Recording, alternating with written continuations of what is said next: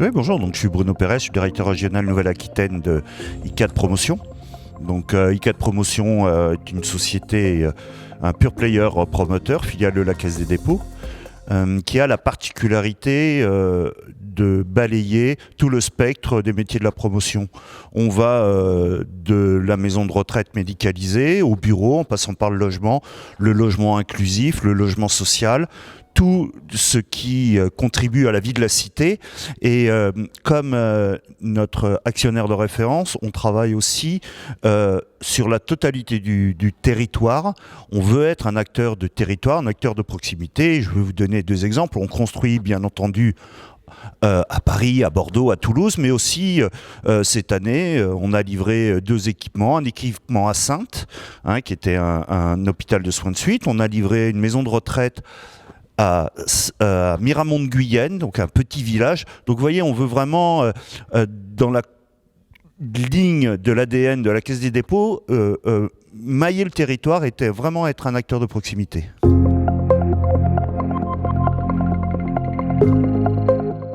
Alors, Bordeaux, on est partenaire du Forum Zéro Carbone parce que, comme beaucoup de nos concurrents, mais probablement de manière beaucoup plus marquée chez ICAD, l'enjeu de la décarbonation de la construction est pour nous un enjeu très très important.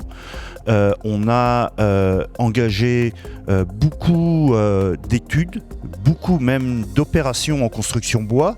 On a été lauréat d'un îlot complet sur les villages olympiques entièrement en bois, donc avec la Caisse des dépôts notamment et CDC Habitat.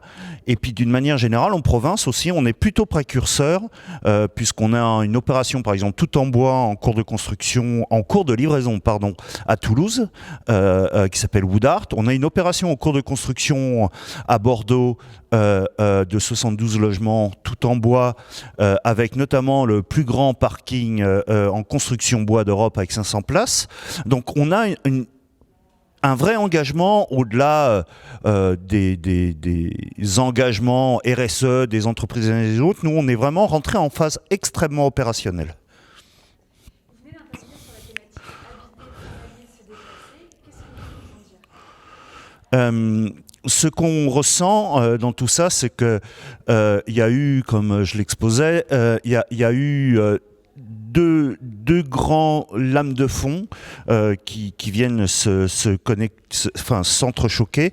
Tout d'abord, celle de développement durable, et on le voit bien dans nos métiers, on est de plus en plus, et quand je dis développement durable, c'est pas réglementation thermique, etc.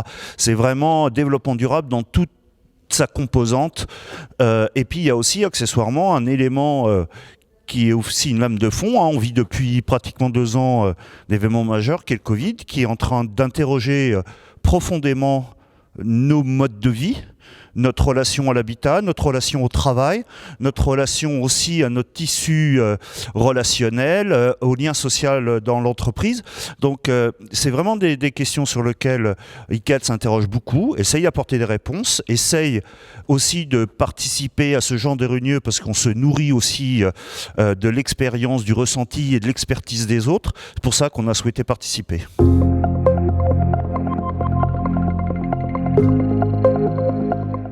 Alors, à titre purement personnel, ce que je pense, c'est que il manque un partie prenante dans cette journée, c'est l'habitant.